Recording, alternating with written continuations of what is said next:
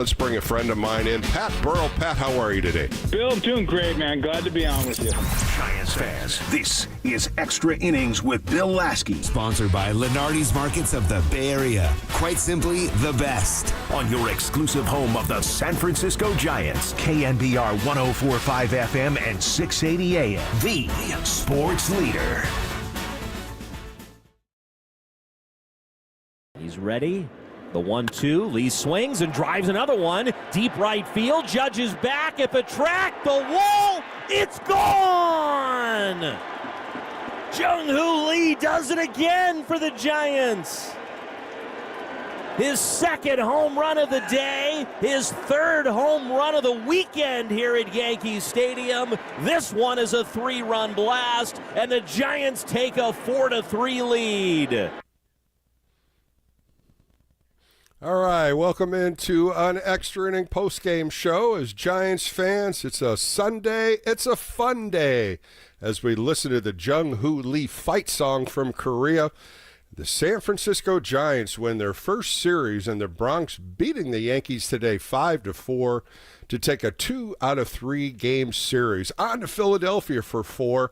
But the San Francisco Giants falling behind in this game, and Jung-Hoo Lee did it all for the orange and black, hitting 2 home runs, a solo home run, and then a 3-run home run. The Giants scratched 1 more run in the 7th, what they needed.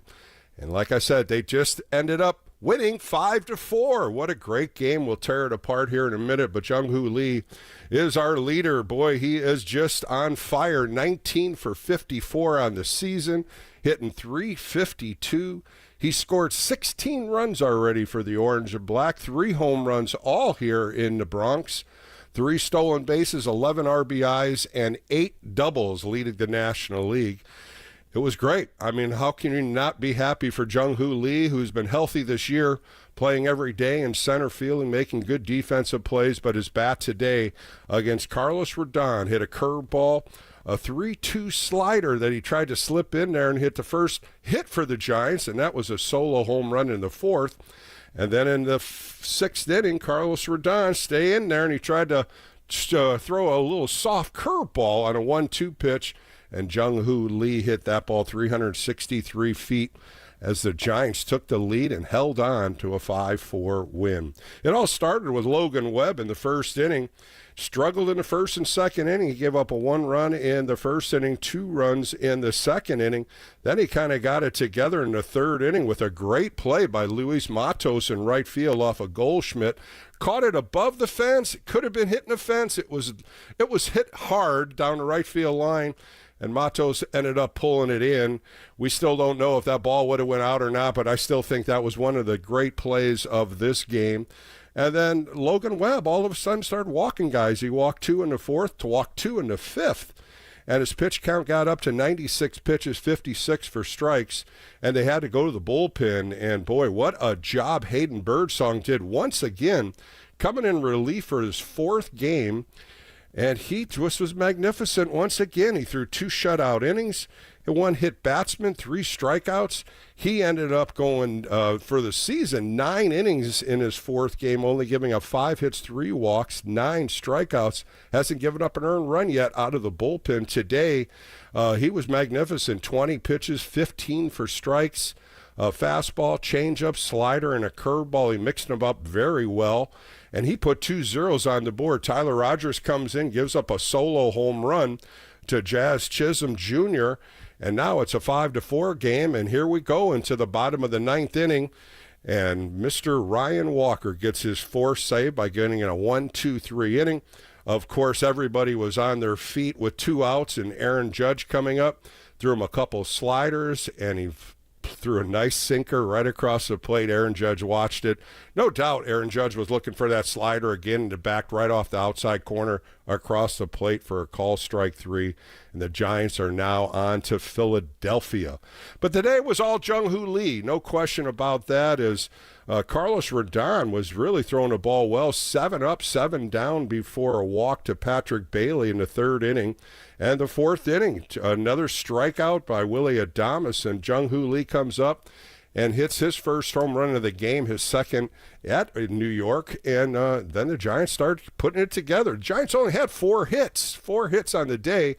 Two of those were home runs by Jung-Hoo Lee. One was Christian Koss's first major league hit, a little ground ball. Shortstop tried to come in, tried to backhand it, went underneath his glove, and it really helped the Giants as Willie Adames ended up getting a walk after Ramos struck out. And Jung-Hoo Lee hits up the 3-run home run and really capitalized this inning, and it really made that adrenaline come through that Giants dugout, as right up to that point it was dead. They couldn't do anything against Carlos Rodon. He was wheeling and dealing, had a nice slider, had a nice fastball mix. He ended up going 100 pitches, 62 for strikes. And he's been really, really giving it up a home run ball for the New York Yankees. In 50 games that he has pitched, 51 home runs he's given up. And he's given up 4 home runs in 4 starts. 1 to Milwaukee, 1 to Arizona, 1 to Detroit, and then today Jung-Hoo Lee got him twice. First time any hitter left-handed has hit Carlos Rodon for 2 home runs from the left side. So a great game. Webb gets the win. He battled through 5. Birdsong, Rogers, and Walker saved the day. Ryan Walker gets his 4th save of the year. And it was just a magnificent win as the San Francisco Giants, under better weather today. The last 2 games was rainy and cold. Today it was about 55 degrees. You saw a lot of players in short sleeves. It was more of a baseball weather day. And the Giants have now won 11 out of their first 15 games that they have played.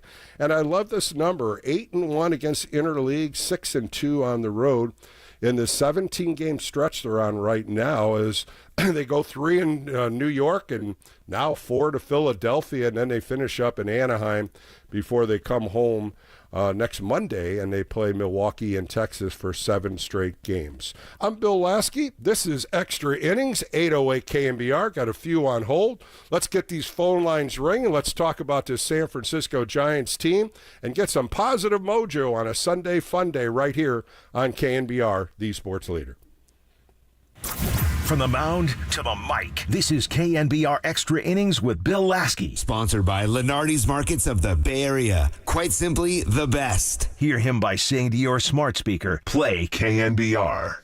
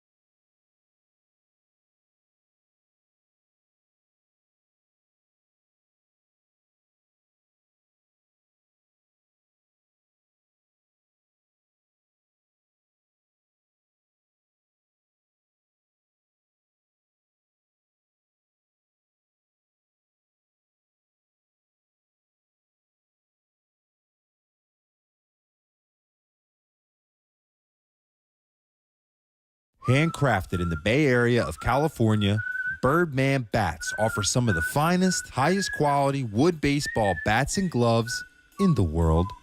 Stand out this season on or off the diamond with our infinite options of customization at birdmanbats.com.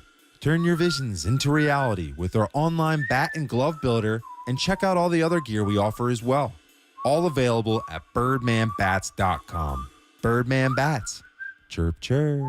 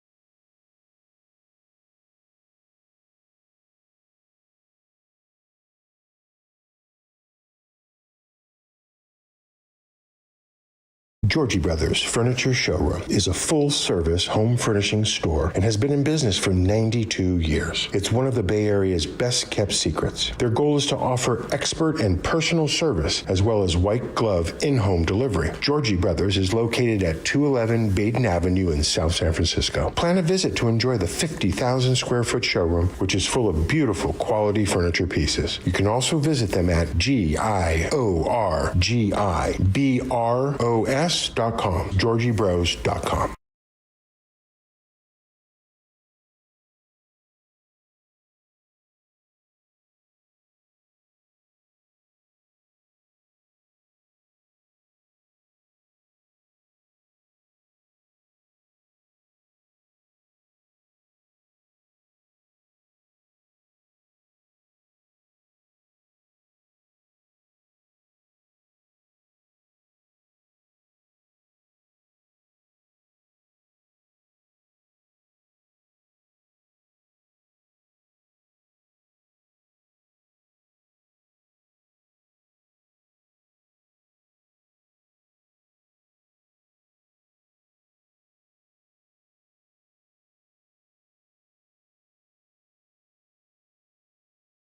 Goldschmidt now swings, hits a high fly ball right field. Angling back, Matos now onto the track, into the corner. He leaps, and it is a ball that Matos caught. Unbelievable. Matos takes a home run away from Paul Goldschmidt down in that right field corner. Timed the jump perfectly.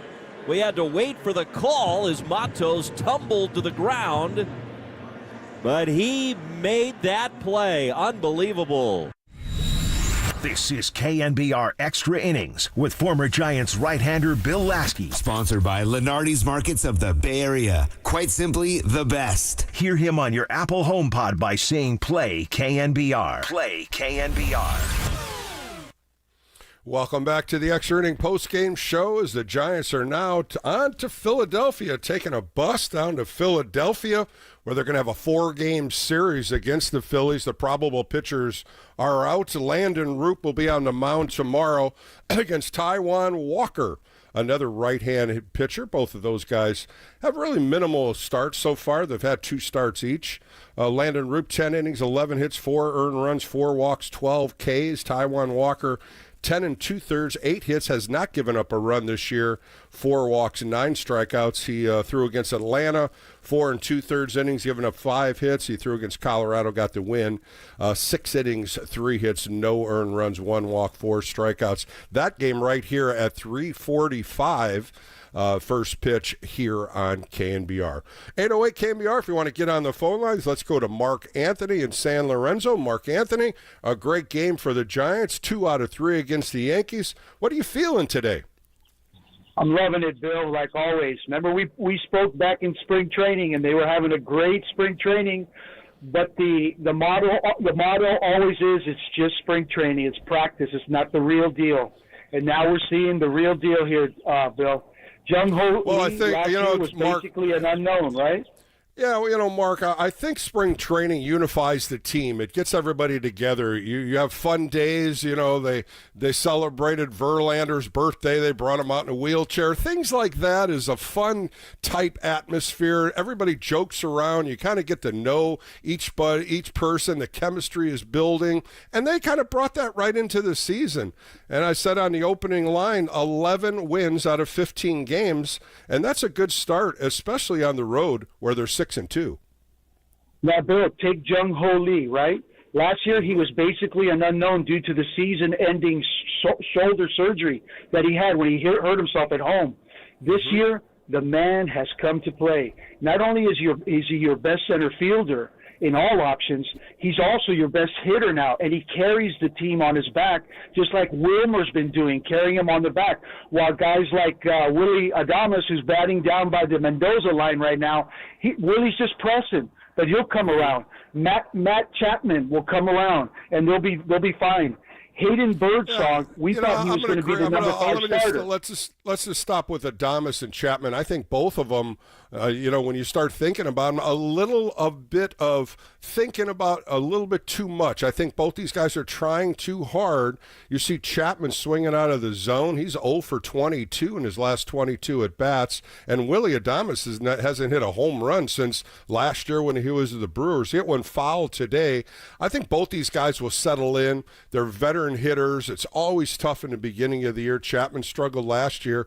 But, when you take those two guys out of the lineup, you just mentioned them. Wilmer Flores, Jung-Hoo Lee, both these guys have come together and made good, solid home runs, good, solid RBIs, and those are those other players that you didn't think of when you started the season to be a big part of this winning tradition right now the Giants are on. Absolutely. Hayden Birdsong, when we spoke during the spring, we thought maybe he would be the number 5 starter, but the Giants' brain trust had other plans, and now you see him coming into fold. The man is awesome. He comes out of the bullpen in the 6th inning, gets 3 up, 3 down. He hits Judge in the 7th inning, but then he retires the side with no damage. And when really you talked to him, you interviewed him, Bill. You interviewed him, and I heard that interview. And he's got a good head on his shoulders. That kid is he's maturing, and he's going to be 23 years right old, in the Mark. middle. 23 years old, never coming out of the bullpen, and that was my biggest question when they put him in the bullpen and made Landon Roop the 5th starter. Could he do it? Could he handle it?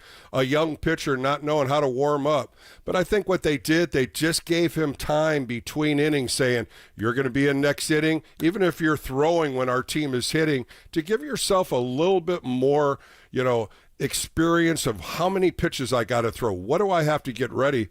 I mentioned this earlier. I mean, fastball, changeup, slider, curveball, through 20 pitches, 15 for strikes, four hitters. I mean, it was this, he would mow them down like he knew exactly like it was the first inning of a game.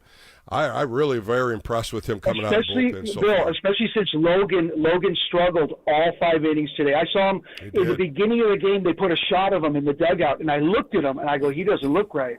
He just doesn't look like he's ready to go. And he struggled all day. Now, the gentleman, the player you talked to yesterday in an interview that they picked up from the A's, his last name's Trevino, I believe. Yeah, Lou Trevino. Yeah, he spoke of the same thing, that he was a starter all his minor league time. He was a starter in college, excellent starter in the minor leagues, but then the A's, they transitioned him to middle relief, and he adapted, just like Birdsong is adapting. Now, my final point, Bill. Frank Paul Santangelo, the top of the 7th inning after a Casey Smith leadoff double, Christian Koss snakes a grounder past Goldschmidt, and Aaron Judge comes in to grab the ball. He fielded it, but he didn't charge the ball. And Good Casey got the go sign from Matt Williams. He scored what turned out to be the winning run today. Sure was. And Yeah. and then FP brought up this point. He says, for all you young outfielders, when you come in on a ball, no matter what, you need to charge that ball. And that sends a message to the third base coach that you're serious about coming up throwing. Aaron Judge didn't do that. Well, the other thing, too, Mark, that ball was a hard ground ball, had a top ground ball. It got by Goldschmidt, who's a Gold Glove winner. It kind of just faded into right field.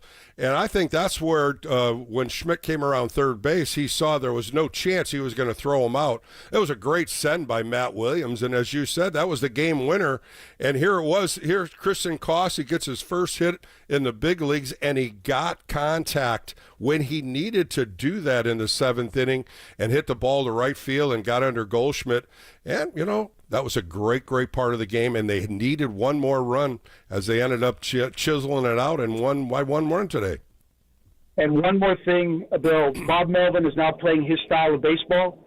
He'll continue to utilize most of his players, and offensively they'll be fine. They get carried by Wilmer, and they got carried today by Jung-Ho Lee, but they'll come around. But the pitching, the fielding, excellent. And Webb gave up 4 walks today. He hasn't done that in his first 4 starts. He gave up uncharacteristic of him. It didn't hurt him. He gave up 2 in the 4th and 2 in the 5th and got out of it.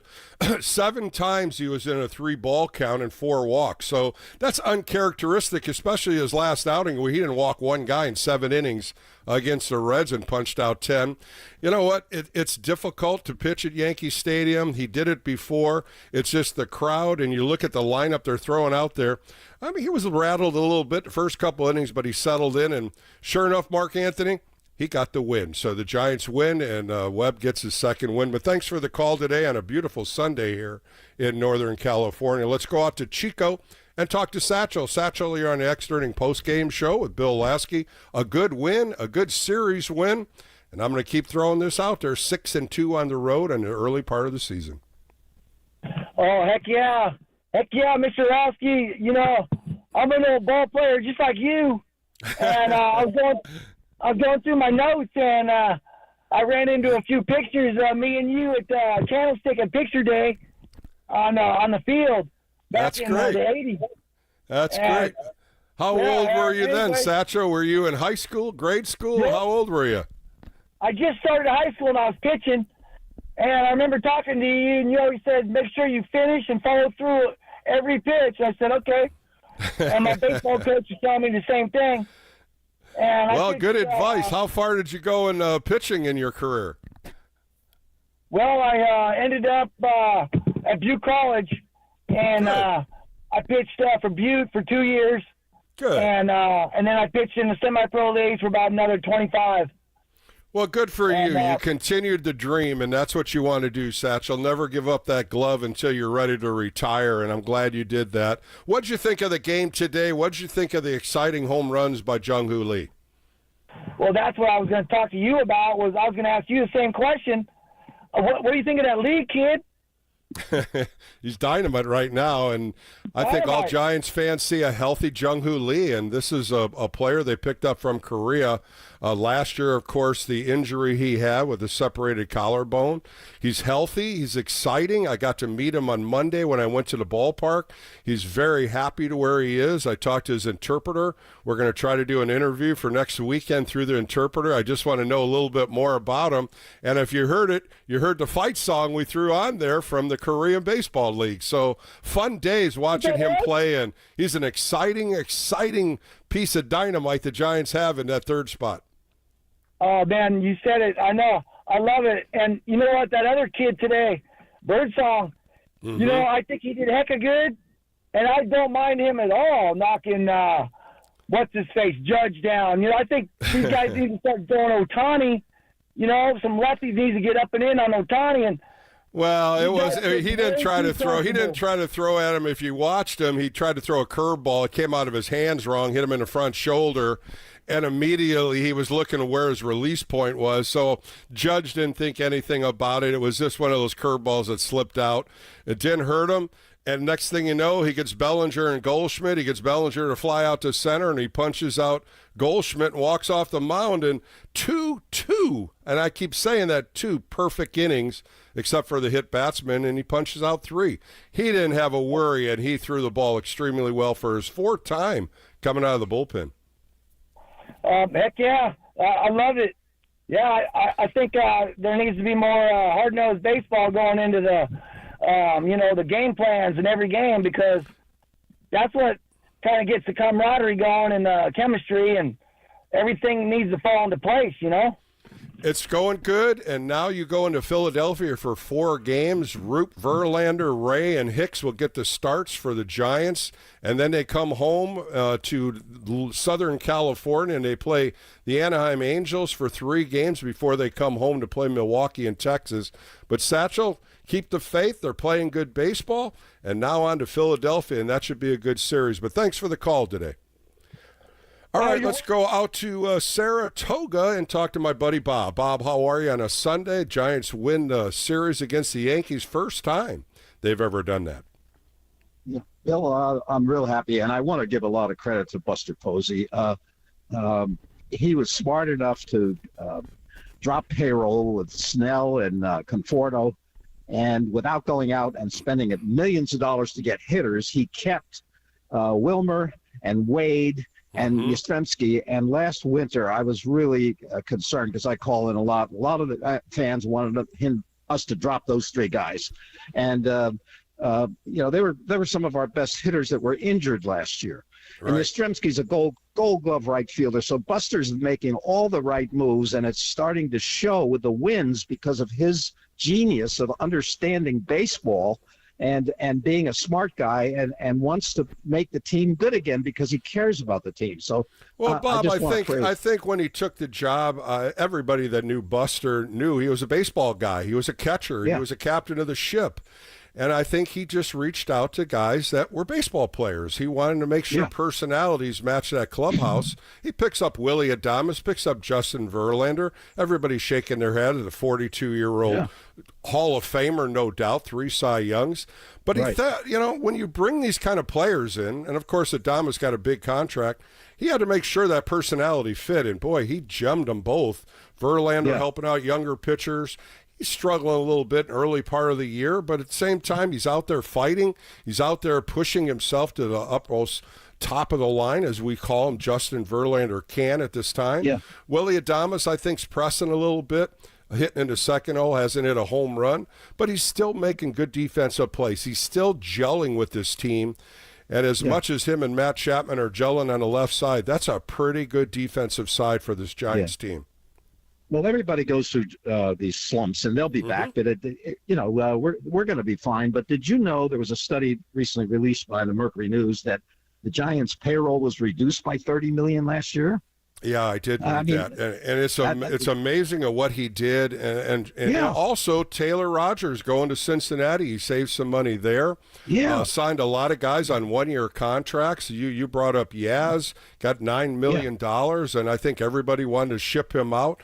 We don't understand this, and Bob, you do. You're a big Giants fan. We don't know what's going on in the clubhouse with injuries. We don't really talk about them. It's really hidden from the public, and a lot of these guys had hidden injuries last year. Of course, Wilmer Flores was the big one, hurting his legs, and he didn't have any power. This year, he's healthy. No question, and you can see it from his swing. Mike Yastrzemski also was injured a little bit. You see him with a better swing path. I still think Pat Burrell, Damon Minor, the 2 hitting coaches, I love what they did with Damon Minor, bringing him up from AAA, knowing a lot of these young hitters and their capabilities and where he can push them and not. I really give a pat on the back to both these guys because even though they're striking out a lot, they're getting up key hits, and this runners in scoring position yesterday was up a little bit. Today, they only had 4 hits, Bob, but each one of them scored. Yeah. Well, we're in good hands, and I'm very happy that if we can continue this, we may not win our division, but we're going to be in the playoffs for sure. It's a good team, and I think the confidence with Giants fans are seeing what we're seeing with this team and to never give up, die. We saw that in Wednesday's game when they came back and beat the Reds down 5-0. Today, they chipped away. Jung-Hoo Lee hits that 3-run home run. They take a lead and hold it. But, Bob, thanks for the call. Okay. I appreciate all your time at all times.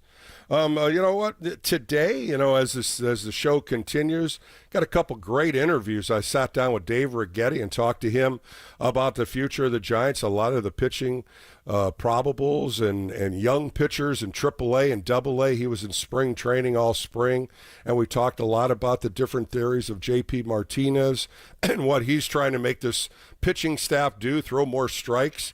And then Butch Wynegar also joins me. He was a catcher with the New York Yankees, started his career with the Minnesota Twins. But you probably are saying, what does Butch Wynegar do? Well, I'll tell you a little secret about this interview. He was the catcher that caught Dave Righetti's no-hitter on July 4th, 1983. So we're going to see the other side of the no-hitter from the catcher behind the plate, and it's really a fun interview. So both these interviews coming up later in the show and Extra Innings. All right, let's get back to the phone lines. 808 KNBR if you want to get on. Let's go to Queens, New York, and talk to one of the veteran callers. Mark, how are you today?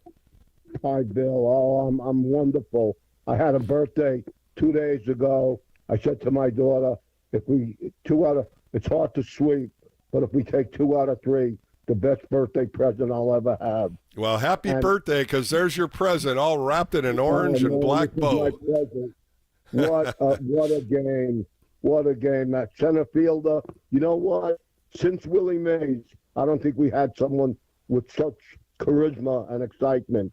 since Yeah, I've been he does. watching He him gets a lot of play. excitement, and a lot of Korean baseball players that come over here really have a hard time, but he got to watch pretty much the whole season last year. And in a way, the broken collarbone, he got to watch the top line pitchers, and it was more of an education on Major League Baseball. This year, he's on fire right now, one of the best players right now in Major League Baseball. 8 doubles, 11 RBIs, 3 home runs, all in New York. And, he puts the ball in play, and I think that's what all Giants fans love. He strikes out here and there, but I really believe he goes the opposite way extremely well, and he pulls the ball like we saw today, both home runs going out to right field. He's a natural. He's really a natural. I just want to say my 63-year curse has been finally removed with the series. I was 15 when they lost to the Yankees in 7 games in the World Series. I cried myself to sleep, and I was waiting for them to win a series from the Yankees. It took 63 years, It and did. this was the weekend they did it.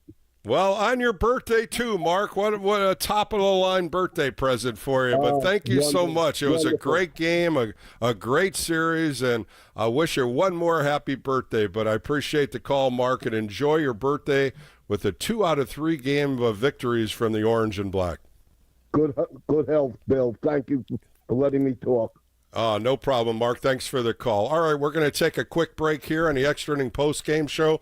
Got a few callers on hold, 808 KNBR if you want to join the fun today, as it's a fun day Sunday for the Orange and Black as they win 2 out of 3 in New York. Now they're riding buses to Philadelphia to take the Phillies on for 4 games. This is the Extra Inning Post-Game Show. More coming up right here on KNBR, the Sports Leader.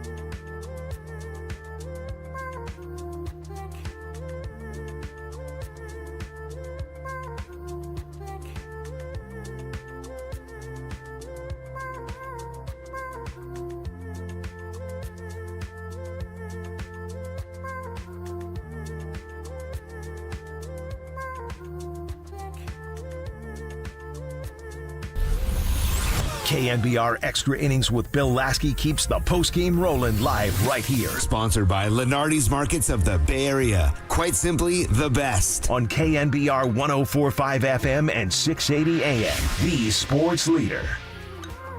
Welcome back to the Extra Inning post-game show on a beautiful Sunday here in Northern California. And finally in New York, they had nice weather today, 55 degrees first pitch.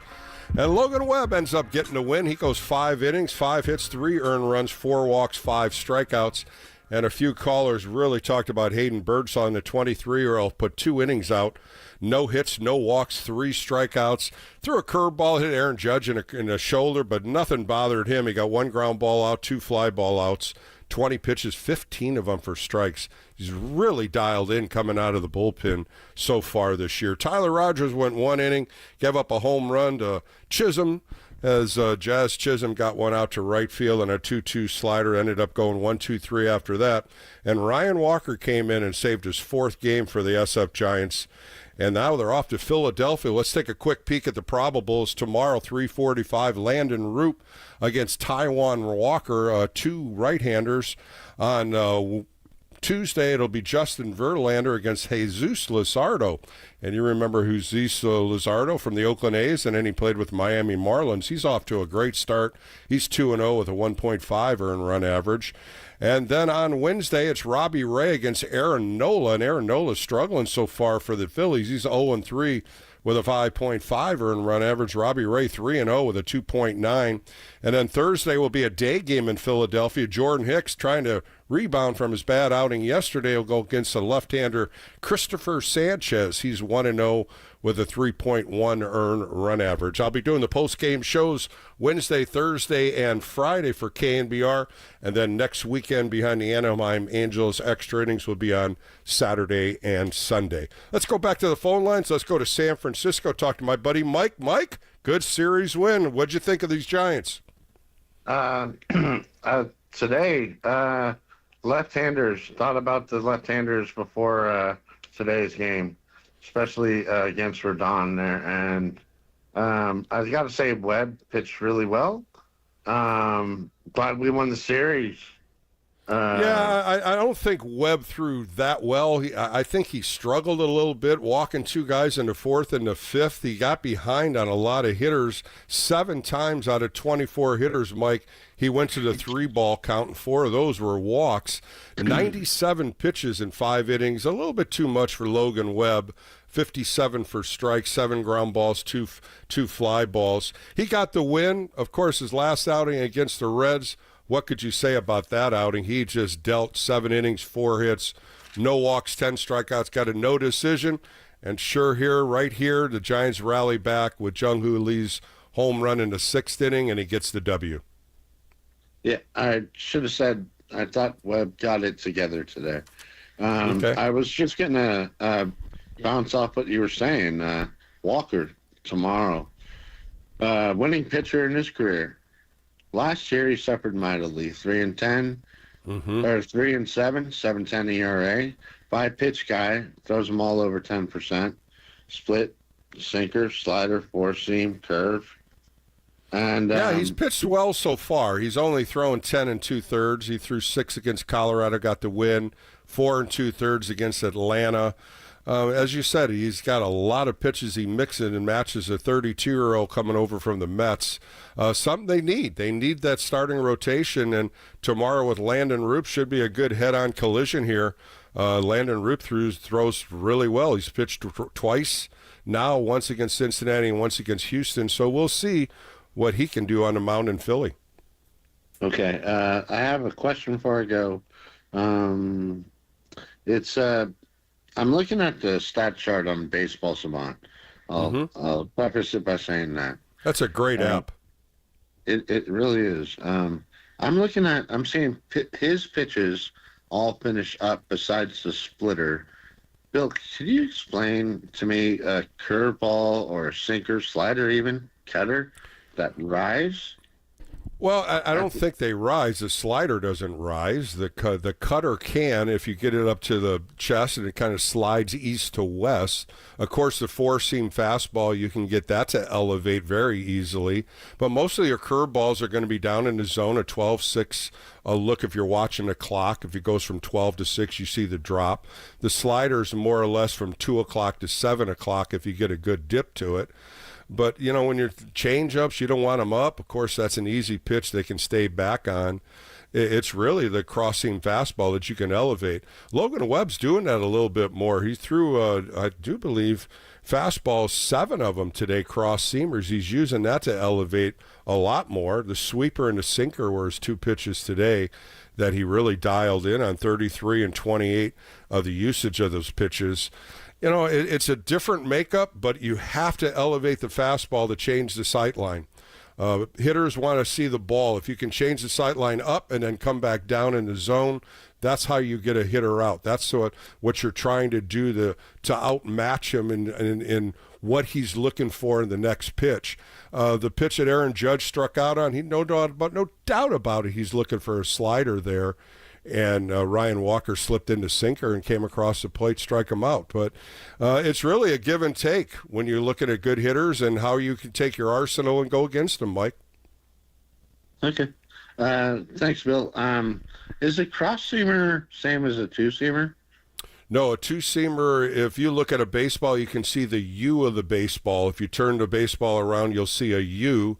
You put your second finger on one of the inseams and then the middle finger on the other seam. Your thumb goes underneath it, and the pressure point is the second finger, your pointer finger. It's not a screwball where you turn your hand. It's the last thing that comes out of your fingers that touches that pointer.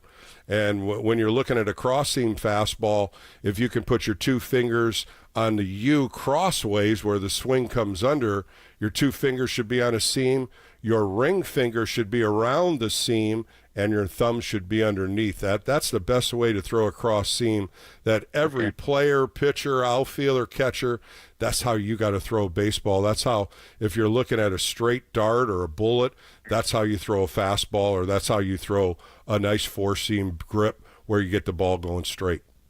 Well, thanks so much, Phil. Have a great day. Mike, thanks for the call. It's always good talking to you. You always ask me good questions, too. I appreciate it. Let's go out to Castro Valley and talk to Julio. Julio, good Giants win today. Now off to Philadelphia for 4 games.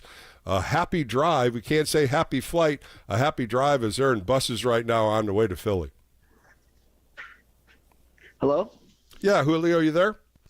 Yeah, I'm here. Can you hear me? I got you now, bud. All right, thank you. No, I wanted to ask you, definitely excited about how the way that he's playing. This is not criticism, just trying to kind of get your insight. Like Adames, one thing FP said on the broadcast today that he thought that his leg kick was getting to better motion for him to have better timing at the plate. Since he's struggling, do you think, is it something that you give him a day off? Do you move him to a different part of the lineup to take off some of the pressure of batting second? Like, what do you think a veteran manager like Bob? Well, when you're looking at Adames and Chapman, both these guys want to play every game. 150 games. When you look at their baseball cards from last year, they want to play every game. They feel that if they're in a slump like Matt Chapman is, 0 for 22, he hasn't got a hit since last Saturday, he's going to grind out. Today, what I liked about it, instead of trying to pull the ball, he went to right field on one pitch, went to deep right field and caught one there, and then he punched out and he got a couple walks. He's getting on the bag. He had 6 walks in this 3-game series, so he is watching good pitches. Willie Adames is just starting to make good contact. He pulled 1 ball foul today. He hasn't had a home run yet. I agree with you, what FP said. I think the leg kick, sometimes he drags it. Sometimes it's too quick. He is susceptible to that high pitch. He swings at a lot of elevated fastballs. And something like that, these 2 guys are going to grind. They're going to want to play every day. And once they get hot, we've seen it out of Matt Chapman from last year, and Willie Adames is the same. Veteran hitters go through slumps, and veteran hitters get out of those slumps. But Julio, those are 2 guys the Giants will need in this lineup through this whole year. Okay, cool. Thank you. Yeah, I appreciate your call.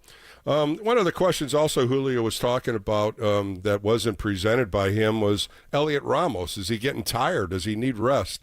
I think you're going to see a lot of these guys get a day here and there, but right now they're in a 17-game stretch, 17 straight games before they get a day off, and that's not going to happen for a while. April 28th is their first day off. So they're going to grind. You're going to see some of these guys take a day off, maybe come out of the game in the beginning and then come back in the game like what they did today with Matos and Yaz flip-flopping. You saw it a couple days ago when Sam Huff and Patrick Bailey flipped at each other. That's how Bob Melvin's going to run it, and that's what I love about a manager managing his team. He knows who's tired. He knows who needs a day off. That's where his coaching staff helps him. They'll watch batting practice. They'll watch how he throws. They'll watch how he feels. And sometimes they'll get a quick day off here and there, and that's why you got a good bench. Casey Schmidt played very good first base today. He made a great play with Tyler Rogers.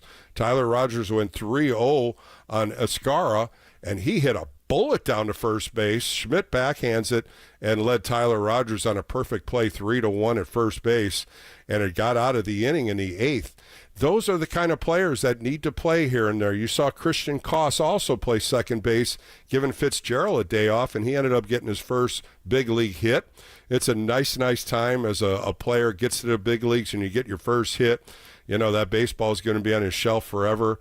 And he played a good second base today, too. So some of these other guys that will be on the bench getting their playing time, if you can mix and match like Bob Melvin does, that's what I think we're going to see a little bit more of. But you're not going to get Jung-Hoo Lee out of the lineup. You're not going to get Willie Adames out of the lineup. And for heaven's sake, Matt Chapman is never going to take a day off. So they'll get through their slumps. They're going through heavy times right now, especially Matt Chapman. But, you know, you go to a new city, all of a sudden you see the ball a little bit better, and he may come back with 6 or 7 hits in this next 4-game series. All right, let's go to Andrea in Berkeley. You've been holding on for me, Andrea. Jung-Hoo Lee, what do you think of him? Hey, we got a Sunday fun day, Bill. I got you. You knew I was going to bring that one up. Oh, absolutely, and Jung-Hoo Lee had a lot to do with that. So thank you, dramatic Leo Jung-Hoo Lee. He's August 20th, 1998. So that was just great. I mean, 2 home runs. I looked at his stats. So a total in the series, 3 home runs, 4 hits, 4 walks, 7 RBIs versus the Yankees. Yeah.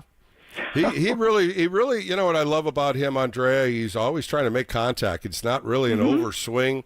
The front shoulder closes, that knee comes up, and he just makes great contact. And, you know, when you watch what Carlos Rodon tried to do to him, a 3-2, he tried to throw a slider, and Rodon was striking out a lot of hitters with his slider today, and he got that one flat, and Jung-Hoo Lee hit that ball 406 feet for the first hit of the Giants that game, and then the first run of the game for the Giants. And then the last time up, or the next time up in the 6th inning, he had a 1-2 count on him.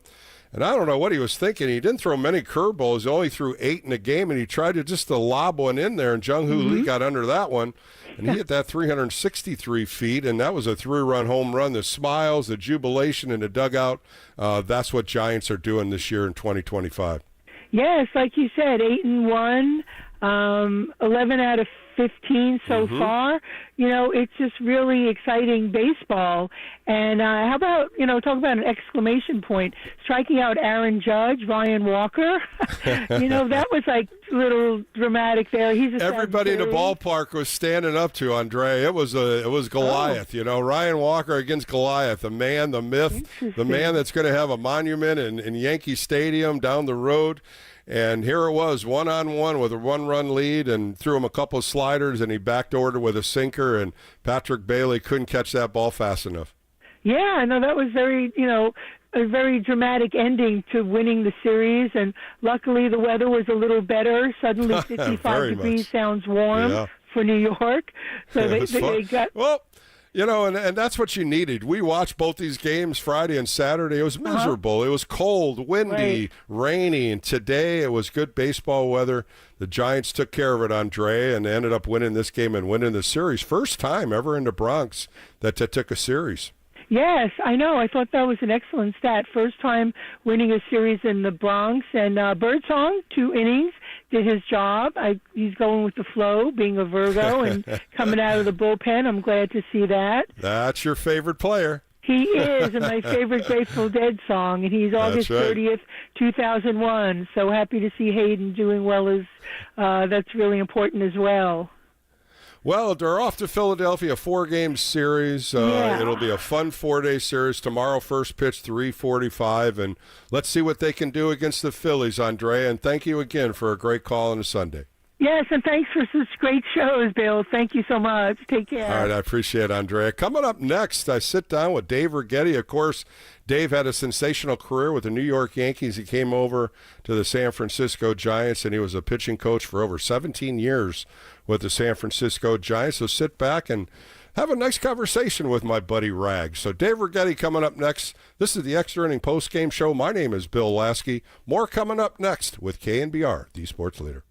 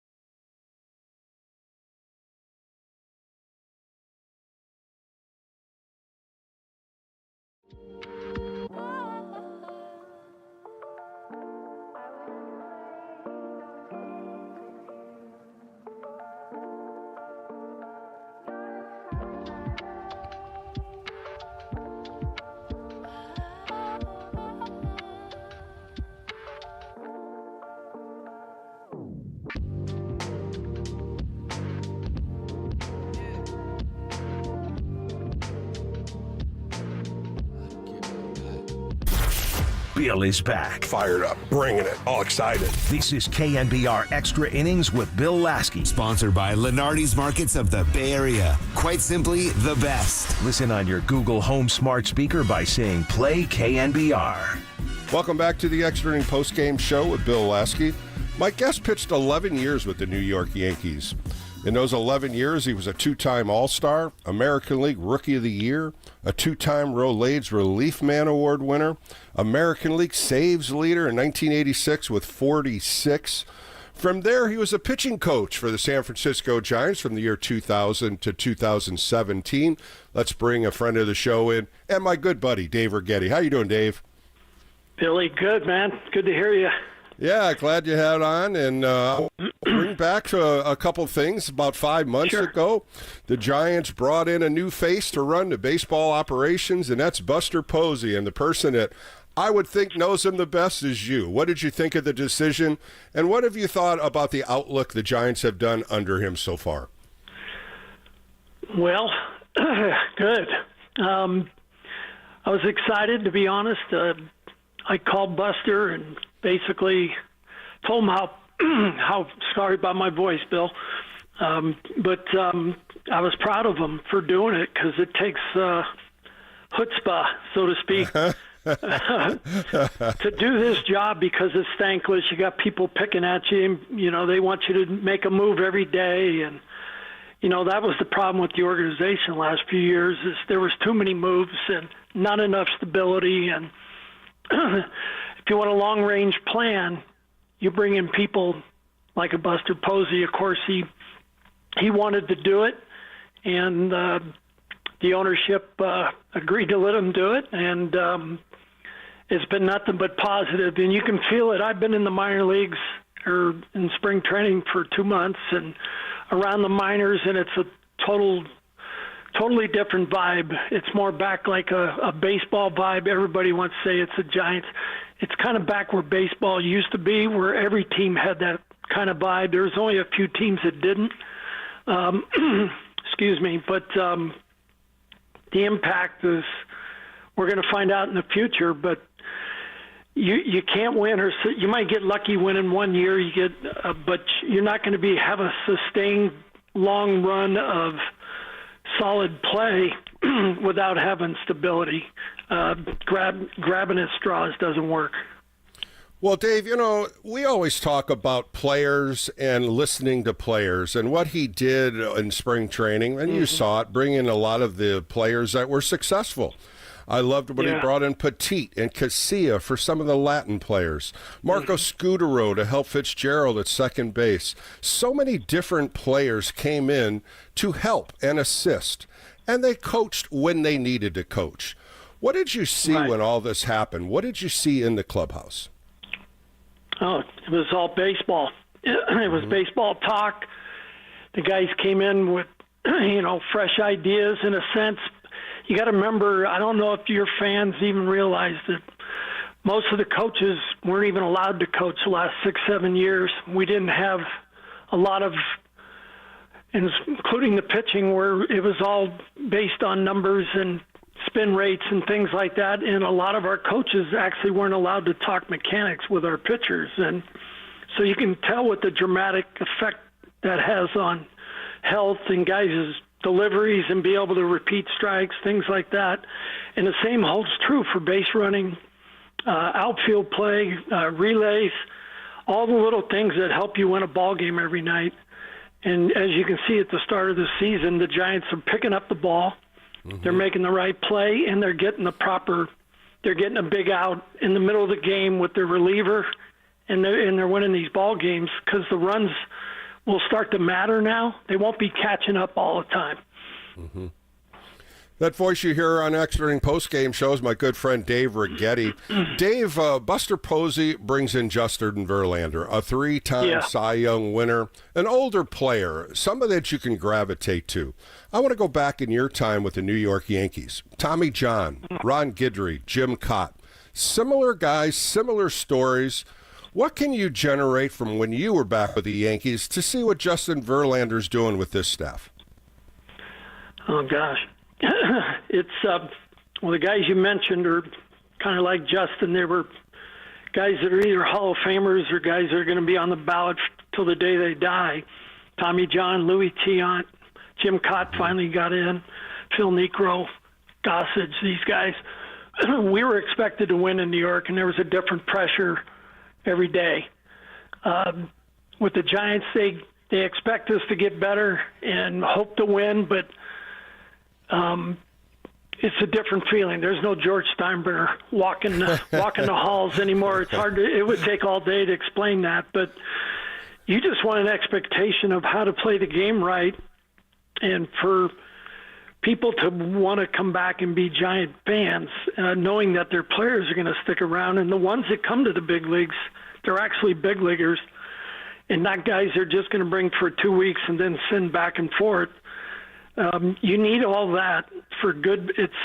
Good vibes go a long way, and when you got to beat good teams, supposedly the Dodgers and whoever it's going to be, Yankees, Padres, whoever, you need those kind of vibes and stick-togetherness to get past some of these teams that you're going to pass. But in terms of Verlander, it was different. We needed a pitcher. And I think, I'm not sure because I haven't heard Buster say it. I didn't even think to ask him, but it's almost like when we brought in Randy Johnson in 2009. We were about a year away, but Randy being around Sanchez and Bumgarner, Timmy, Kane, I think these guys, I think it was great for Randy. It revitalized him a little bit and helped him get to 300. And it also showed them how a guy gets ready to pitch, right, and how to do his thing. In Verlander's case, it's a different personality, but almost the same kind of track record. This guy's, he's what I'm surprised about, and what players always look at, and Bill, you know it. It doesn't matter how many years a guy played. If he walked into camp and he was nursing a hamstring or a neck and he looked good for 2 innings but got tired, you would go, oh, gosh, maybe this is not the right move. But you know what? He looks healthy, and the guy can pitch. So if a guy like that's healthy and he can pitch, guys will tend to listen more, plain and simple. Dave, you watched a lot of great pitchers in the orange and black produce. One of the biggest questions that I always wanted to ask you, as well as some other pitching coaches, having veteran pitchers come in and discover a new pitch. Justin Verlander wanted to learn a slow curveball. Robbie Ray, a changeup. Then you got to look at some of the younger guys. Landon Roop learning a cutter and a changeup. First of all, how difficult is that in spring training to get that use of, especially in Arizona, and then throwing it into your arsenal to go out and compete with those pitches in certain times when, Patrick Bailey puts it down and you start double guessing, you start thinking twice. Is that difficult mentally, physically? What happens with these pitchers when they're discovering new pitches? Well, as you know, every guy comes to camp with a new idea. They either got in shape or they gain weight to get stronger, or they got a new pitch or a new grip. So this has been going on since they invented baseball. So in Justin's case, he can throw them all because he's got a delivery. And if you don't have a good delivery, if you're sidewinder and you're closed off, you're not going to throw these things.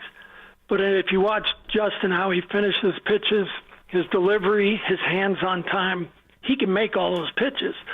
So for him, I think it was more, he's always had a curveball. He's always had a little slider.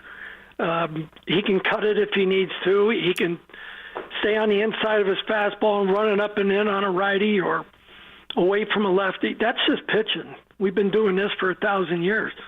But it's come to the forefront because Justin came to camp ready to go. We had so many young guys. There was a lot of excitement about Justin helping him out and how good. To me, it's all natural baseball stuff, where you do watch a veteran work, and if he's got the right delivery and the pitches, yeah, it's something you pay attention to. Like for me, it would be Birdsong because they're similar. It's got Roop. It's got nothing to do with him. He's sidewinder. He's got what they want to call a sweeper. We used to just call it a breaking ball that you drop down on.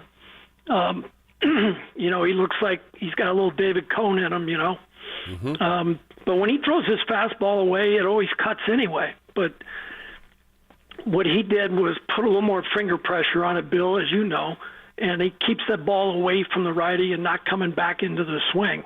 And I think that's a great pitch for a guy like him. We just want him to stay healthy a full year and see how he evolves. But none of these guys have pitched 100 innings. Right.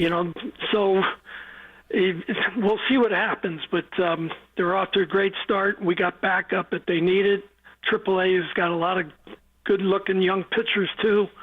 But the pitch thing, we all did that. And but it all comes down to your delivery. If you can properly make those pitches, if you turn on the TV now, 70% of the right-handed pitchers stand on the left side of the rubber. They close off, and they can only make one or two pitches. They can either yank the crap out of it or throw a high fastball, and a breaking ball that backs up. So the gurus tend to think that's pitching, but it's not. If you're a right-hander and you're standing on the first base side, you better keep the ball away, and you better be able to run it in on the right-hander's hands. And so the game's getting away from that, Bill. They're thinking about health a little bit more. The talk is about longevity in these pitchers and getting them extra innings and thinking about pitching instead of worrying about how hard they're throwing. Oh, I totally agree right there. Dave Righetti on with Extra Inning Postgame Show for a few more minutes. Dave, you became a fantastic starter in your Yankee days, and then you turned into being a reliever. I want to ask you a couple questions about Camilo Duvall. You know, when you're a reliever, you get 1 inning here, 1 inning there, and it's so difficult. Once you have a bad outing, you have to throw almost 10 or 12 innings to get the numbers down. Last year, his inconsistencies just kept spiraling, and it ended up putting him in AAA. This year, he came with a new attitude. It seemed like he had a little more life. We talked about Casilla and Petit talking to him. Having a little more fun in the clubhouse is what I heard. How do you, as a pitching coach, and you're like one of the best I know, how do you recap? How do you get him to not think about things that happened last year, clean the slate, and start moving forward in 2025? Well, it's called a career. Nobody has a perfect career. We used to look at Tom Seaver and Carlton, and man, did these guys ever have a bad career or a bad season? You're going to go through ups and downs, but in Camilo's, unfortunately with him, he went the wrong way with it. His body language, his inability to hold runners, ball one, can't get over to first base. All those things just made a bad look for him and the ball club. It was a tough call for Buster to say, hey, this guy's still one of our guys, because Buster caught him. He knew what he's capable of doing. And if we can get him back on track a little bit, he was a huge piece. It wasn't just a little piece. This guy's a huge piece, because if he's going to be in the 7th or 8th, he's not always going to have to he's not always going to be able to come in with nobody on base. He's going to have to clean up innings. So you've got to be able to hold runners and pay attention. And with Petit and Casilla, they basically came in and talked about how to handle yourself on the mound, delivery a little bit, and you don't have to act like you're having fun, but you got to act like you care and give a shit. Excuse me, language, and he didn't, to be quite honest. And I'm really happy for him. He did this every day, by the way, Bill. He didn't do it for 2 days when somebody was there and somebody left. I thought he carried a great attitude all spring, and I think it's carrying over into the start of the season. Last one for you, Dave. J.P. Martinez, Garvin Olson, and you and I have done this for so many years. They instituted a couple thoughts on pitching. The first one, strike one, getting ahead of hitters. The second one, a faster pace as you go into the game. And the last one, of course, eliminating walks, eliminating the 90 feet. Right. When you look at this, these are, some of the things we did all the way back in grade school and high school. Exactly. But what's happening here, it seems like the pitchers are buying into this. Tell me why. Well, it starts from the bottom. When you didn't care about walks, which they didn't care, our minor leagues were one of the worst in baseball in walks for years. and we did strike out people, but there was a ton of walks because the organization didn't put an emphasis on it. It didn't matter what any pitching coach said. If these guys didn't think it was important and it wasn't in their blood, they're not going to just all of a sudden say, oh, I'm going to stop walking people. You have to practice it. You got to care about it. And it started last year with Brian Price. Unfortunately, there was a million injuries and a lot of stuff that went on that, that didn't give Brian a chance to fulfill his destiny as a pitching coach. But JP and Garb picked up where he left off and made it, an emphasis, and it's an emphasis all through the system, Bill. Mm-hmm. And they're all buying in. We stopped letting these guys throw as hard as they can on the side. Everything's about just getting your touch, throwing strikes, where you're throwing the ball, and then get off the mound and go and get ready to pitch. Where the emphasis before was all on throwing as hard as you can every time you hit a mound. And that's why we had so many injuries and we had a lot of walks. Also, Buster, Jeremy Shelley, the front office, whoever was responsible, scouts, bringing in guys in the organization that had decent deliveries where you could actually help them. Mm-hmm. And all our non-roster guys could throw strikes. We had a little bit of a project in Oliveris, but he's doing great. He's in AA back in AAA. And but all the guys that they brought in were throwing strikes instead of guys that were rehab projects. So we could concentrate on getting better and beating the other team instead of worrying about rehabbing guys and trying to fix them. If you're spending more time fixing guys, you're not beating the other team. So it's a huge process, and it's just not something you just turn a faucet on and say, we're just going to do this. But if you raise healthy, Verlander always throws strikes. Mm-hmm. You got Webb. All of a sudden, you got guys that throw strikes. Birdsong's capable. He didn't have to walk the people he did last year, but he's a young guy trying to max effort everything. Same thing with Roop. I think you're going to get more mature pitchers, and it's going to get passed down. I think this year is the start of a long run of good pitching. Well, slow starts, but good progression, and that sounds great. Yeah, sure does, Dave. And I appreciate your time.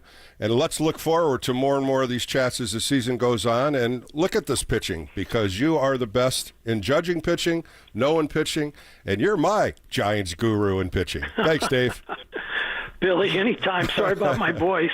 No question. All right, buddy. Thank you again. That was Dave Righetti on the Extra Inning Postgame Show. More coming up right here on KNBR, the sports leader.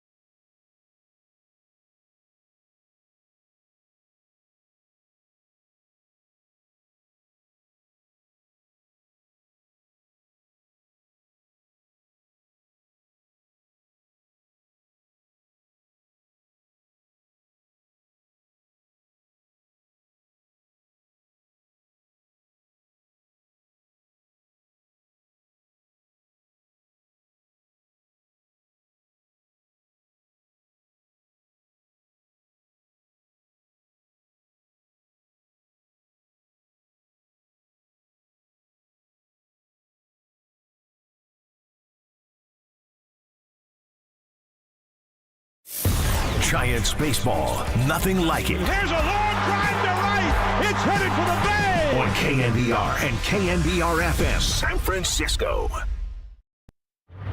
The game may be over, but we know you want to talk more ball. So KNBR Extra Innings with Bill Laskey continues. Sponsored by Lenardi's Markets of the Bay Area. Quite simply, the best. We are KNBR 104.5 and 680, the sports leader. Welcome back to the Extra Inning Postgame Show with Bill Laskey. I'm delighted to bring a guest on the show. Played 13 years in Major League Baseball with the Minnesota Twins, New York Yankees, and California Angels. A two-time American League All-Star. Let's welcome in Butch Wynegar. Butch, how are you today? Bill, I'm doing fantastic. Thank you. It's nice and warm down here in Florida, and I'm enjoying this warm weather. Well, it's baseball season, no doubt about it. 2025 season's upon us. Let's go back in time. You grew up in Pennsylvania. What did you play in sports? Were you all baseball? No, my dad was big on me playing multiple sports. I grew up in York, Pennsylvania, which is like 45 miles north of Baltimore. And baseball was my number one love, no doubt. Dad was a big baseball fan. He could not play baseball when he was a youngster because of severe asthma. So he told me that when he had a boy of his own, he was going to teach him everything he knew and loved about baseball. And I owe him everything because he did that exact thing. But no, I played baseball number one. I was a chunky little guy. So at 9 years old, my dad put me in football, and I did not like it. I had to lose weight to play in the weight class I should play in. And I was playing against 11, 12-year-olds, so I was getting beat up. But in the long run, it helped me lose weight, and it made me a little tougher. But so I played baseball and football all the way up through high school. I played 2 years of basketball in high school, hoping it would improve my foot speed. And then I wrestled for 2 years to keep my weight down in the off season. So I was multifaceted. I played them all, but they all were designed to help my baseball. Well, in high school baseball, you did extremely well. You got drafted out of high school in 1974 by the Minnesota Twins in the second round. Excited at that time? Nervous at that time? And were you ready to jump into professional baseball? Well, I'll take your second question first. Yeah, I was ready. It was what I dreamed of. My dad was a huge Yankee fan growing up. He loved Mickey Mantle. So, of course, I grew to love the Yankees. I loved Mickey Mantle, and I became a switch hitter because of Mickey Mantle. But I just everything I did was revolved around baseball. I didn't party. I went to school, came home, did my homework, out playing baseball. And, everything was revolved around baseball. So, yes, I was ready to go. It's what I wanted to do. I had a full ride to Clemson on the table out of high school if I wanted that to go play baseball. And I told them if I get drafted, I'm probably going to sign. It's what I've always wanted to do. I figured I'd come back home if it didn't work out and go to school later. And fortunately, it worked out. I mean, I was scared. I mean, I was nervous. I figured I was going to get drafted, but I didn't know when. We didn't have the internet then. We didn't have all that kind of thing to follow it and all that. But I did not find out till draft day, because I asked Dad on draft day, should I stay home in case somebody calls? He goes, no, you go to school. You got a game tonight, and you don't want to miss the game. I went, yeah. So it wasn't until about the sixth inning of the game that night, I was on third base when the third out was made, and my high school coach came over to me and brought my dad with me. And that's when they told me I was drafted second round by the Twins earlier in the day. So, I mean, I graduated, and I think I was on a plane like a day or two later heading to my first spring training. Well, it worked out great for you. In 1975, you ended up playing in the California League, hit the hell out of the ball, 314, 473 on-base percentage. It was just everything that was going right for you. And sure enough, the Minnesota Twins invite you to spring training. And you make the club. You make the club. In 1976, you pass Double-A. You don't play in Triple-A. That had to be exciting, but again, the fear of being in the big leagues at the young age of 20, and tell me a little bit of your thoughts when they told you made that club. Bill, I'll tell you, I mean, I just jump back to the winter before that spring training. I was 19 years old, and I got a letter in the mail from Howard Fox, our GM, saying that because of your success the first 2 years in the Twins organizations, you are cordially invited. And I always remember that word, cordially. Cordially invited to the 1976 spring training. And I mean, it about weakened my knees. I couldn't wait for Mom and Dad to get home to show it to them. But anyway, fast forward, I asked Gene Mock later on, my manager, how that all transpired. I'm just curious. Gene and I got close enough where I could ask him that. And he said, he was looking at his roster because Gene just took the team over that winter before the 76 season. And he felt like the catching side of the game was not there. Glenn Borgman and Phil Roof were the two catchers. And he said he asked Calvin Griffith if we had any other catching help in the minor leagues. And Calvin said, no, the only guy we got is that Wynegar kid, but he just played A-ball last year. And Gene said, well, invite him to spring training. I want to take a look at him. So that was my thought process going into that, Bill. Scared to death to be with Rod Carew and Danny Ford and Bert Blyleven and David Goltz. But those guys made spring training so comfortable for me. But at no time, Bill, I will be honest with you, I ever thought about making that ball club. Well, it even made one step better, Butch. Butch, you started off the season, and the next thing you know, you're hitting .294, 6 home runs, 37 runs batted in, and you get selected to the 1976 All-Star Game at Veterans Stadium, and you walk into a locker room, Reggie Jackson, Bobby Grich, Freddie Lynn, Rusty Staub, Carl Yastrzemski on the pitching staff, Mark Fidrich, Raleigh Fingers, Louis Tiant, Hunter Catfish Hunter. What are you thinking about when you're walking in that locker room? You're 20 years old. You haven't even played a full year in the big leagues. I think the good Lord was looking out for me and everything. to play my first All-Star game in Philadelphia and then my second one next year in Yankee Stadium, they were both close enough where Mom and Dad could be part of it. So that was tremendous. But I'll tell you, Bill, my only thought going into there was watch Rod Carew, stay behind him, and follow him wherever he goes. And that's exactly what I did. I mean, I was in awe. I was a history buff of the game. I loved the history of the game. So these guys, I grew up watching, and to see Johnny Bench behind the plate and everything is like, and then to be with Catfish Hunter, who hit my first big league home run off of. I mean, and ended up pinch hitting for Louis Tiant. I mean, it was a whirlwind, and but I was so close to York, Pennsylvania, where everybody back home could see me play, and even though I only pinched hit, I got a walk off of John the Count Montefusco, and he was my teammate with the Yankees later on. So I'm telling you, it was just a whirlwind, and I owe Gene Mock a lot for that. That voice you hear on the Extra Inning Postgame Show is Butch Wynegar. I want to go jump into 1977. You made the All-Star team again. You go to Yankees Stadium. The two catchers on the American League roster, Carlton Fisk and Thurman Munson, two fantastic catchers, and both of them, you had to be all ears when you were talking to both of them. Tell me a little bit about the relationship you had with Carlton Fisk. He was in the All-Star game also in 76, but Thurman Munson had to be a big surprise for you. Yeah, I mean, even be ranked up there or behind those two guys and everything was just such an honor. And I probably talked to Thurman more than I ever did Carlton. A little bit more, during the game maybe or something, but nothing in depth. But I remember asking Thurman Munson, how did he develop his quick release?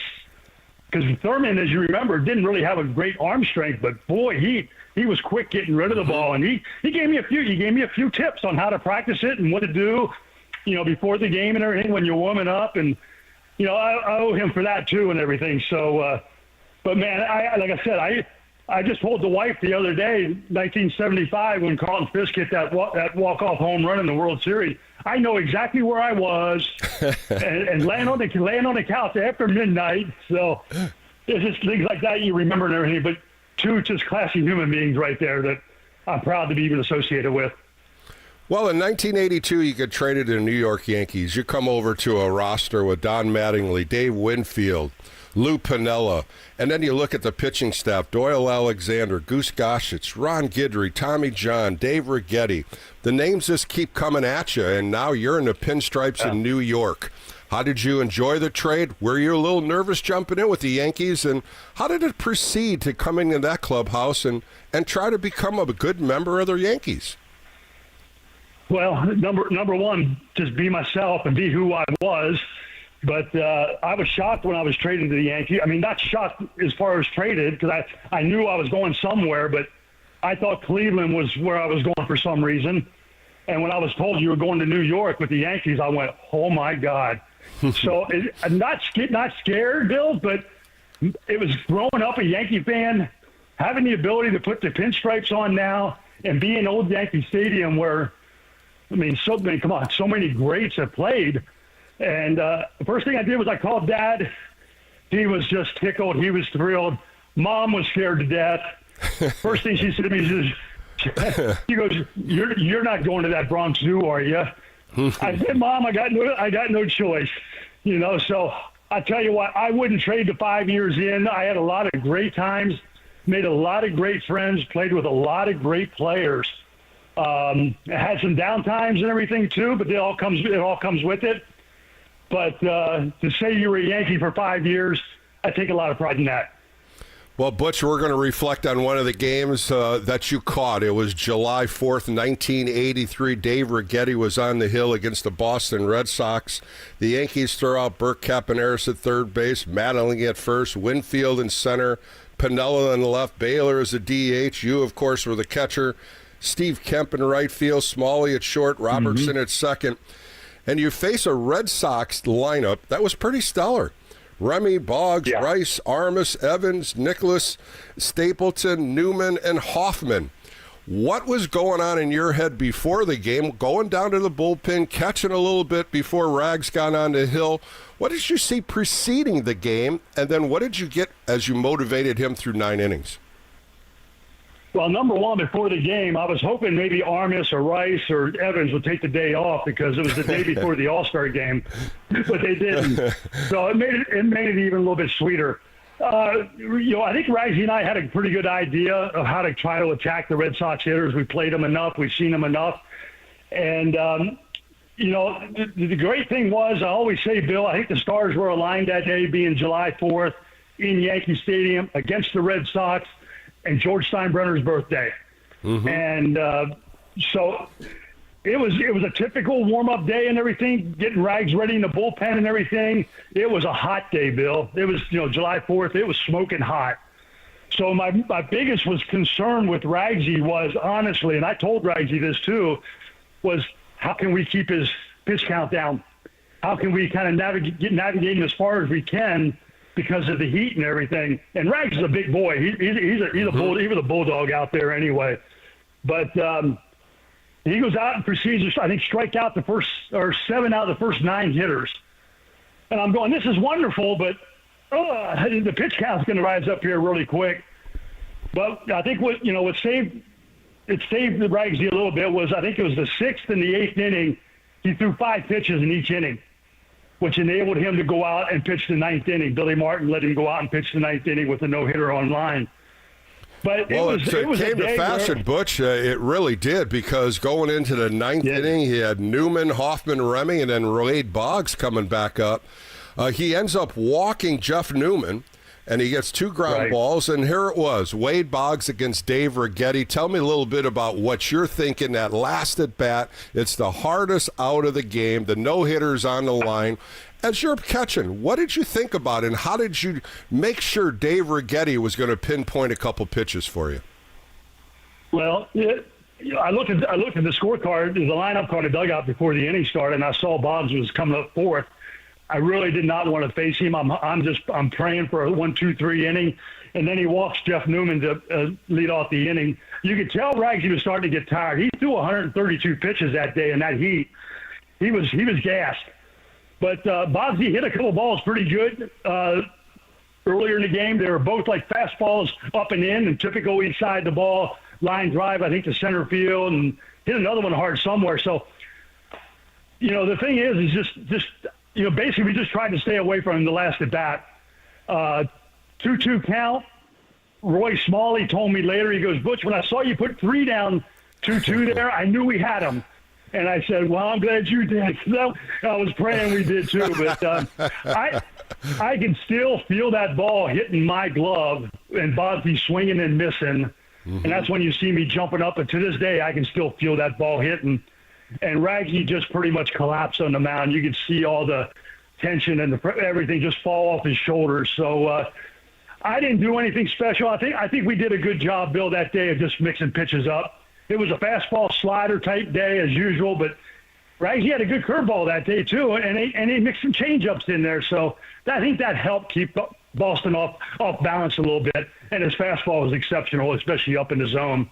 So, well, the jubilation from the team, the teammates were jumping on him. Both hands are up in the air. You're hugging him. You could see the sweat just pouring off his uniform. His sandies were dirty and black, and it was just a full 9-inning go for Dave Righetti, and that had to be just a sensational moment of your career, being that catcher for Righetti. And you know what? It was the first no-hitter since Don Larson threw the perfect game in the World Series, and the jubilation after the game. How tired was Rags when he got in that clubhouse? He was. I told Ragsy, I said, when I jumped up in the air and looked out at you and saw you just walk out, kind of fall down the mound, I said, you look like Gumby, the rubber guy and everything. He just looked like he was all arms and legs and just coming at me and everything.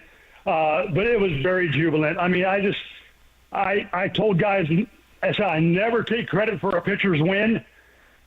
I don't want blame for a pitcher's loss either, but Ragsy did it that day. And that was just, for the last no-hitter being in 1956, the year I was born, I thought that was pretty neat knowing Don Larson threw the last one in the World Series. So just a historical day. And then George Steinbrenner was happy, which meant we were happy. A few more minutes with Butch Wynegar on the Extra Inning Postgame Show. Let's stay with the Yankees. A difficult place to play. The fans are on you all the time, especially if you're having a bad day. You caught behind Rick Cerrone. Tell me a few of the moments that you had as a Yankee, just looking up in the stands and seeing how much excitement they have in Yankee Stadium. It's unbelievable. I don't know if there's any other place. It's certainly different than it was in Minnesota. Certainly different than it was with California Angels at that time. The fans there are just, I can't say it anymore, Bill, but they're awesome. They are great fans, but you just have to know that if you're struggling, you're going to hear it. Because they're just like Mr. Steinbrenner was, or Billy Martin was. All they want you to do is win. They don't care how you do it. So there are many. I think being in Yankee Stadium at that time, old Yankee Stadium, if the ball got by you, it was a cab ride back to the backstop to get the ball. And when I go back there to get it, there were just dropping off. Just stuff you don't want to say on air and everything. You just had to go with it and everything, and just be a better blocker. Which I think I became a better blocker, so I didn't have to go running back there. But they're really good friends. When you're doing well, they love you, and when you're struggling, they'll let you know about it, and you better pick it up. Well, final one for you, Butch. 13 years in Major League Baseball. You played with the Twins, the Yankees, and the Angels. When you're reflecting on 2 American League All-Star games, some moments in your career that were just so special, how would you thank Major League Baseball for the career you had? Oh, honestly, if it wasn't for my dad, I wouldn't have been where I was. If it wasn't for Gene Mach, I would not have played as long. Because I learned so much from both those men. They're both my fathers, but just being so much part of Major League history and everything like that. It's sometimes I sit back and I just don't really realize maybe what I've accomplished and what the good Lord gave me and had the opportunity to do. It's what I wanted to do at 5 years old. Just like so many millions of kids, but in my case, it happened, and I just thank the good Lord for it every night. So that's where I stand with it. Well, Butch, what a pleasure to have you on the show today. It was great to talk to you, and continued success in Florida. I appreciate it, Bill. If I don't sweat away here too much, I will be. All right. That was Butch Wynegar. Going great, though. All right. Thanks, Butch. That was Butch Wynegar on the Extra Inning Postgame Show. More coming up right here on KNBR, the sports leader.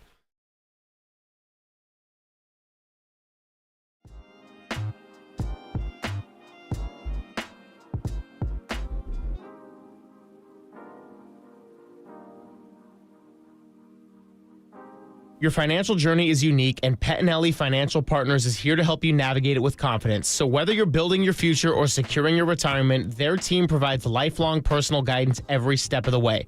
Start planning your financial journey today. Learn more at PettinelliFP.com. The financial consultants at Pettinelli Financial Partners are registered representatives with and securities offered through LPL Financial, member FINRA, SIPC. Investment advice offered through Stratus Wealth Partners, a registered investment advisor. Stratus Wealth Partners and Pettinelli Financial Partners are separate entities from LPL Financial. Georgie Brothers Furniture Showroom is a full-service home furnishing store and has been in business for 92 years. It's one of the Bay Area's best-kept secrets. Their goal is to offer expert and personal service as well as white glove in-home delivery. Georgie Brothers is located at 211 Baden Avenue in South San Francisco. Plan a visit to enjoy the 50,000 square foot showroom, which is full of beautiful quality furniture pieces. You can also visit them at GIORGIBROS.com, GeorgieBros.com.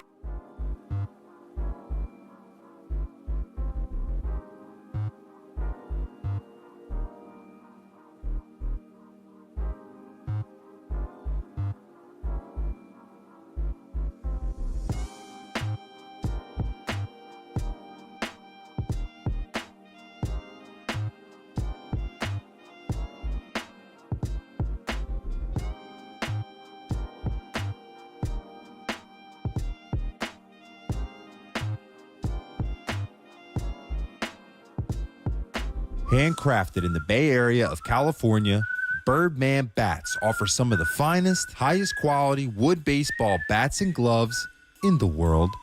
Stand out this season on or off the diamond with our infinite options of customization at birdmanbats.com. Turn your visions into reality with our online bat and glove builder, and check out all the other gear we offer as well.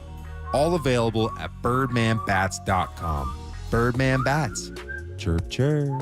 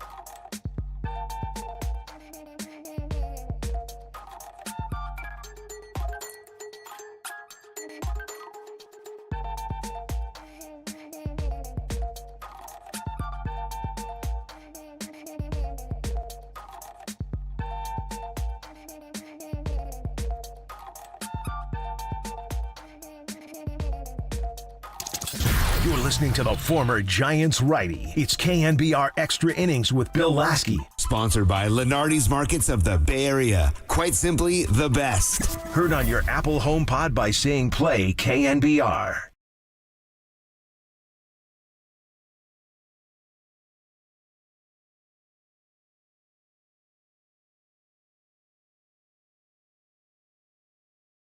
Welcome back to the Extra Inning Postgame Show as we close out a Sunday fun day as the San Francisco Giants take 2 out of 3 from the New York Yankees in the Bronx. 5 runs, 4 hits, no errors for the Giants. 4 runs, 6 hits, 1 error for the New York Yankees. Jung-Hoo Lee hits 2 home runs, has 4 RBIs on the day. Now the Giants go into Philadelphia. First pitch tomorrow, 3:45, Landon Roop against Taijuan Walker. You can hear that right here on KNBR. I'd like to thank my guests today, Dave Righetti and Butch Wynegar. 2 interviews. If you didn't get to hear them, they'll be on the All KNBR podcast. I want to thank my buddy Danny Dunn, Double D, producing the show, and all the calls coming in on the Extra Inning Postgame Show. I'll be on Wednesday, Thursday, and Friday for the KNBR Postgame shows, and then next weekend after the Anaheim Angels on Saturday and Sunday, the Extra Inning Postgame Show will follow that. For Bill Laskey, on next, the Dubs OT with John Dickinson. That'll come up next on KNBR, the sports leader.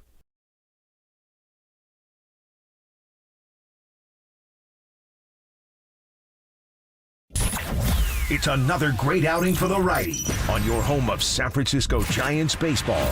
KNBR 104.5 and 680, the sports leader. Play KNBR on iHeartRadio.